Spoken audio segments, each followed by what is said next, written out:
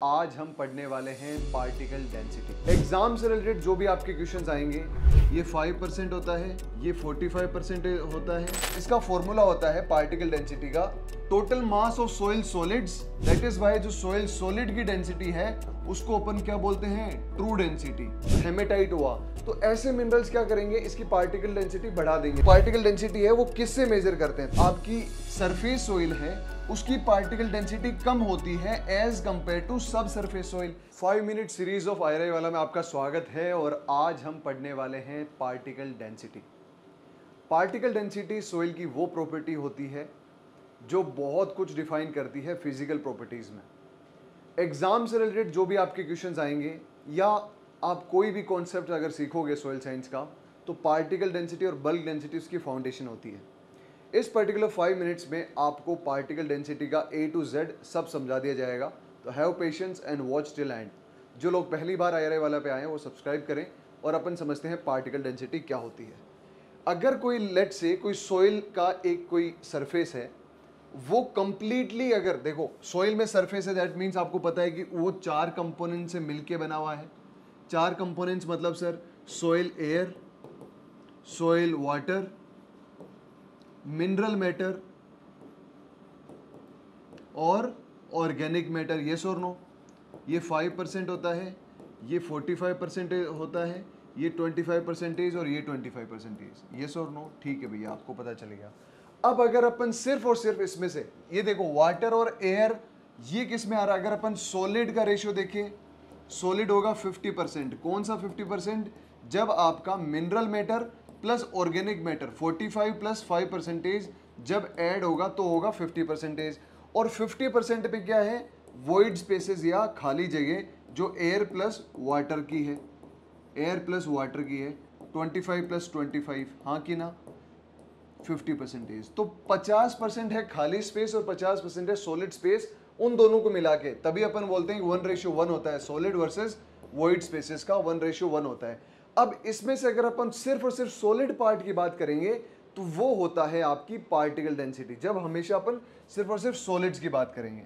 क्या होता है डिटेल में समझते हैं कि इसका फॉर्मूला होता है पार्टिकल डेंसिटी का total mass of soil solids, mass of soil solids upon total volume of soil solids.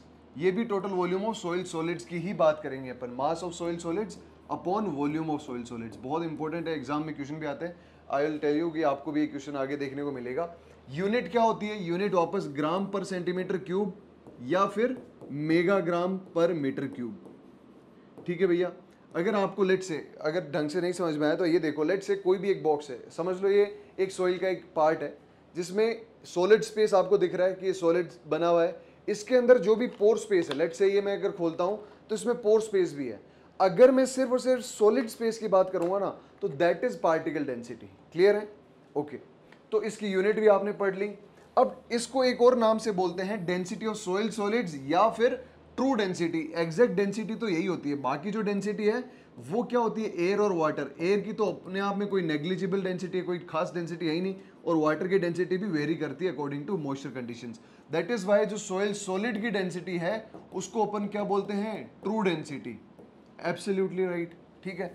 अब जनरली पार्टिकल डेंसिटी होती कितनी है सोइल मिनरल्स की, तो वो होती है 2.65 मेगाग्राम पर मीटर क्यूब या 2.65 ग्राम पर सेंटीमीटर क्यूब। ये आपको पता होना चाहिए कि ये इसकी रेंज है। अब ये क्यों होती है, एग्जैक्टली इतनी ही क्यों होती है, बिकॉज सोइल में जो मिनरल्स प्रेजेंट है ना, जैसे कि जो डोमिनेंट मिनरल्स प्रेजेंट है, क्वार्ट्ज हो गए, वो सब उसकी, केओलाइट हो गया, क्वार्ट्ज हो गए, जो भी मिनरल्स हैं उनकी जो पार्टिकल डेंसिटी है वो होती है इसी रेंज में 2.60 से 2.70। दैट इज वाई टोटल जो पार्टिकल डेंसिटी है सोइल की वो भी इसी रेंज में वेरी करती है। अब आपसे क्वेश्चन पूछे जा सकते हैं कि कौन कौन से फैक्टर्स हैं जो रेस्पॉन्सिबल है पार्टिकल डेंसिटी के। तो एक चीज याद रखना, पार्टिकल डेंसिटी ना टेक्सचर पे डिपेंड करती है ना स्ट्रक्चर पे डिपेंड करती है। पार्टिकल डेंसिटी सिर्फ और सिर्फ डिपेंड करती है उसके मिनरोलॉजिकल कंपोजिशन पे। पहली चीज है कि जो उसका मिनरोलॉजिकल कंपोजिशन है उस पे, कैसे कि अगर क्वार्ट से बना है, केओलाइट से बना है, जो भी पेरेंट मटेरियल से बना है उसके अकॉर्डिंग उसकी होगी। अगर यहाँ कोई हैवी मिनरल से बना होगा, लेट से जिरकोन हुआ, जैसे आपके पास हेमेटाइट हुआ, तो ऐसे मिनरल्स क्या करेंगे, इसकी पार्टिकल डेंसिटी बढ़ा देंगे, 3 से ज़्यादा कर देंगे। और हैवी मिनरल्स कौन से होते हैं, जिसकी पार्टिकल डेंसिटी 2.85 से ज़्यादा होती है, याद रखोगे। अब ऑर्गेनिक मैटर से भी पार्टिकल डेंसिटी को फर्क पड़ता है कि ऑर्गेनिक मैटर जैसे जैसे बढ़ेगा पार्टिकल डेंसिटी कम होगी। क्यों? क्योंकि particle density of organic matter is 1.1 से लेके 1.5 मीटर 1.5 मेगाग्राम पर मीटर क्यूब। अगर कोई 2.65 वाली कोई चीज़ है, उसमें अपन कम कोई पार्टिकल डेंसिटी वाली चीज़ मिलाएंगे तो ऑब्वियसली उसकी टोटल जो पार्टिकल डेंसिटी हो तो रिड्यूस ही होगी, हाँ या ना। उसके बाद में आपको इससे ये पता चल जाएगा कि भैया जो आपकी सरफेस सोइल है उसकी पार्टिकल डेंसिटी कम होती है एज कंपेयर टू सब सरफेस सोइल। क्यों? क्योंकि सरफेस सोइल में ऑर्गेनिक मैटर प्रेजेंट है और ऑर्गेनिक मैटर प्रेजेंट होने की वजह से पार्टिकल डेंसिटी क्या हो जाएगी, कम हो जाएगी। अब जो पार्टिकल डेंसिटी है वो पोर स्पेस से कोई फर्क नहीं पड़ता क्योंकि वो सॉलिड डेंसिटी है, इसीलिए टेक्सचर और स्ट्रक्चर का भी कोई भी फर्क नहीं होता है पार्टिकल डेंसिटी पे। और अगर अपन कोई भी प्रैक्टिस करते हैं, कल्टीवेशन करते हैं, मैनेजमेंट करते हैं, तो उससे भी पार्टिकल डेंसिटी पे कोई भी फर्क नहीं पड़ता, बिकॉज पोरोसिटी या पोर स्पेस से कोई रिलेशन उसका है ही नहीं। क्लियर है? इसके अलावा एक और चीज पूछी जाती है कि जो पार्टिकल डेंसिटी है वो किससे मेजर करते हैं, तो वो अपन करते हैं पिक्नोमीटर से। ठीक है, इस पिक्नोमीटर का दूसरा नाम क्या होता है आप कमेंट सेक्शन में बताएंगे, और कमेंट सेक्शन में ये भी बताएंगे जो आपको आईसीआर जेआरएफ एग्जामिनेशन में ऑलरेडी क्वेश्चन पूछा जा चुका है, इसका आंसर क्या होगा। Soil particle density refers to which one of the following. चारों ऑप्शन है आपके पास, ratio of mass of soil solids to total volume of soil, ratio of soil mass to volume of soil solids, ratio of soil mass to total volume of soil pores, ratio volume of soil solids to volume of pores. इसका answer आप लोग comment section में लिखेंगे। और ये 5 minute series पे आपको next topic क्या चाहिए वो भी कमेंट सेक्शन में बताइए। और ऐसे ही 5 मिनट सीरीज में अच्छे अच्छे कॉन्सेप्ट्स और एग्जाम ओरिएंटेड कॉन्सेप्ट को सीखने के लिए IRA वालों को सब्सक्राइब करें। और अगर वीडियो अच्छा लगा हो तो अपना फीडबैक देके जरूर जाना और अपने दोस्तों के साथ जरूर शेयर करना। देखते रहिए IRA वाला और सीखते रहिए।